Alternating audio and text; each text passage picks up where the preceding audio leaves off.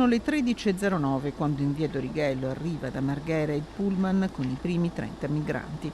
Ad accoglierli gli operatori del Consorzio Veneto Insieme che gestirà la loro permanenza e i sanitari della Croce Rossa Italiana.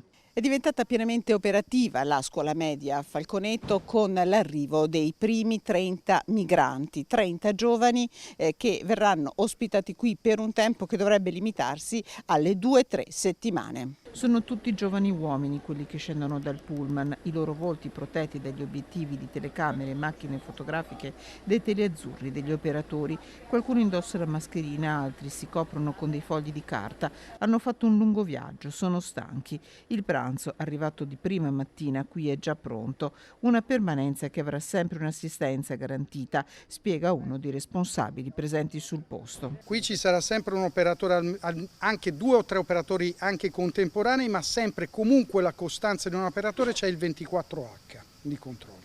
Adesso non so dirvi subito su tutti i turni quanta gente, ma ce ne sarà abbastanza. La palestra è stata attrezzata in poco meno di una giornata dagli operatori della Croce Rossa, come spiega il presidente di Padova, Gianpietro Rupolo. Noi abbiamo nel nostro posto medico avanzato più di 150 letti smontabili, quindi li abbiamo forniti molto volentieri. In questa scuola ne sono installati 40.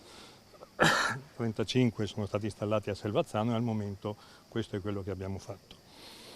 La seconda cosa che ci è stata chiesta e che siamo in grado di fare è di dare una mano in questo periodo di 2 settimane circa, che è stato quello che mi è stato chiesto, di ospitalità temporanea alle cooperative durante la distribuzione dei pasti. E la terza cosa, ci è stato chiesto di fornire un team sanitario per fare una valutazione sanitaria di queste persone che arrivano. Sul fronte sanitario, dal presidente della Croce Rossa, una rassicurazione. È molto difficile che arrivino qui delle persone con dei problemi medici aperti, in particolare di malattie infettive, che è questa la cosa sulla quale a Lampedusa noi come Croce Rossa prestiamo una particolare attenzione. Io ritengo che la parte sanitaria del nostro dispositivo sia sicuramente utile, sicuramente importante, ma mi sento di essere assolutamente, come medico, oltre che come presidente del comitato locale,